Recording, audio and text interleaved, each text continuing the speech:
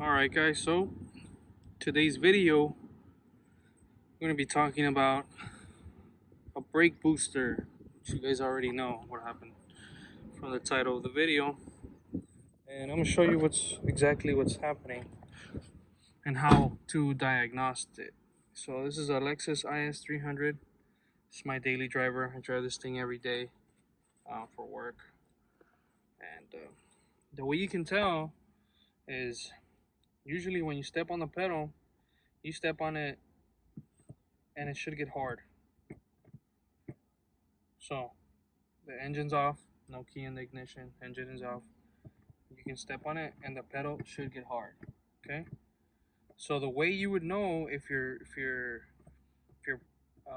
brake booster's bad, if when you come to turn on your car and your pedal doesn't sync after you pumped it a couple times, your pedal should get hard, and your pedal doesn't sync, that means your brake booster is bad. So let me show you. So I already pumped it. As you can see, I pumped it. I'm gonna turn on the car right now, and my pedal, my foot is not gonna sink to the floor. My pedal didn't even move. See that? Use my car. Another way to diagnose this is when you press on the pedal, your car tries to bog down. See, I let go of it, I press it again.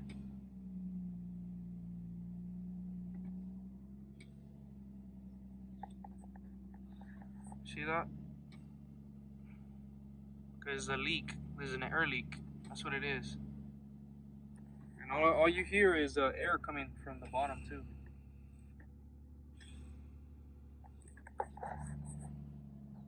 And I got no brakes.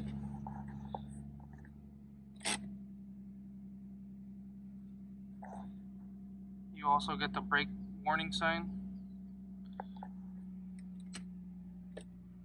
I don't have that on, so take it off, and you still shouldn't have that.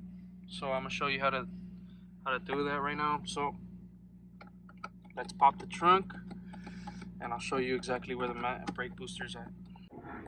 Alright guys, so I popped the trunk on my car. This is the culprit, this right here. So we're gonna start removing that, and I actually already got a spare myself. I have one right here. I was actually pulled it out from a junkyard. That's where I got this one from, and it came with a master cylinder.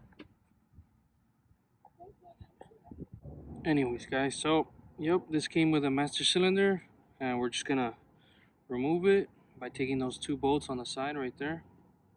We're just gonna take it off, and we're obviously gonna do the same thing on the one that's in the car. So I'm gonna go ahead and do that right now, and I'll show you when that's done. Alright guys, so take out those two bolts, and the master cylinder should come right off. So that's one, and there's two bolts, should come right off. Next, we're gonna go inside to the engine, the cabin, and we're gonna want to remove 4 bolts. Let me see. I'm gonna need some light, so let me get you some light. Okay, so there it is. So there's 4 bolts. 1, 2. So I'm talking about these right here. 1, 2, 3, 4. And then you're also gonna remove this spring right here. And there's a cotter pin on this to make the thing come out. The pin come out. Alright guys, so now that you got everything out from under the car, all that's left is to move this up and get the whole booster out. So I'm gonna need my 2 hands for this, but I'll show you guys right now when it's out. Out with the old, in with the new. So this is it. This is the new piece. I know it looks worse than this one, but they told me it was working, so I'm gonna go ahead and use it. You know what I don't have? It's that one gasket. So hopefully this is enough. I'll try to use it. Hopefully it's not gonna leak on me. So I'm gonna go ahead and put that in there, and talk talk to you guys when it's all bolted up. Alright. Well, actually, one more thing I forgot to mention. So, I actually got this one at a junkyard. Supposedly it was working. So, we're going to find out. Because these things are like, they're like 2 something everywhere else that I look or that I can find. And most places wouldn't even have them. So, and the places that would be like upwards of $200. I picked this one up for 75 bucks. Junkyard, like I said, it's used. Obviously, you can tell. And well, yeah, I'm gonna put it on. Let's see if it works. Okay, so this is the one I had in the car. This is the new one. So I just ran into a little bit of problem right now. And as you can see, they're not the same. Boy, they're not the same. So I'm gonna take this part off, put it on this one. Hopefully that'll solve the problem. Yeah, because it just doesn't fit in that spot where it goes. This is a lot bigger, as you can see. So I'm just gonna take this one off and put it here. Alright, so it's actually getting dark outside. Luckily, I finished. I just closed the hood and put the key in the ignition. But I just want to show you guys before I actually turn on the car. You guys can see it with me and put everything back together. Put the pin. Don't forget the cotter pin. Put it in there in that one pin. Make sure you tighten up all the bolts.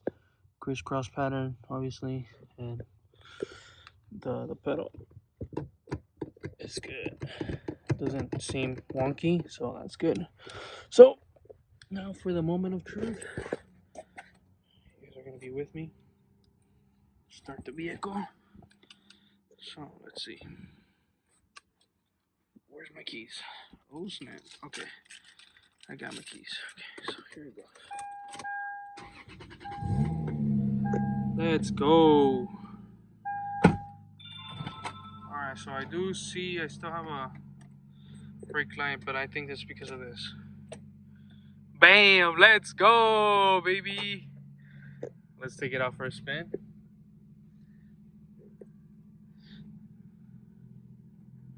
Yeah, we got brakes. Woohoo! Oh, let's go.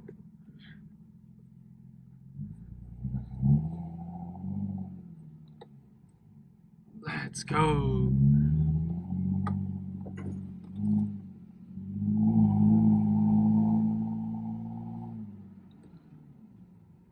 Yeah, buddy. We got brakes.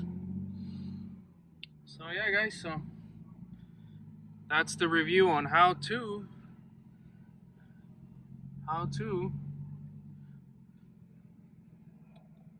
fix your master cylinder. No, your brake booster, sorry. Your brake booster on your Lexus IS300.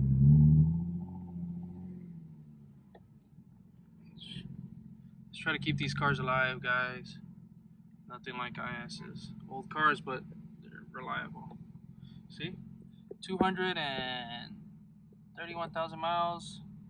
No check engine lights. Alright, guys. Well, I'll catch you guys in the next one. Peace.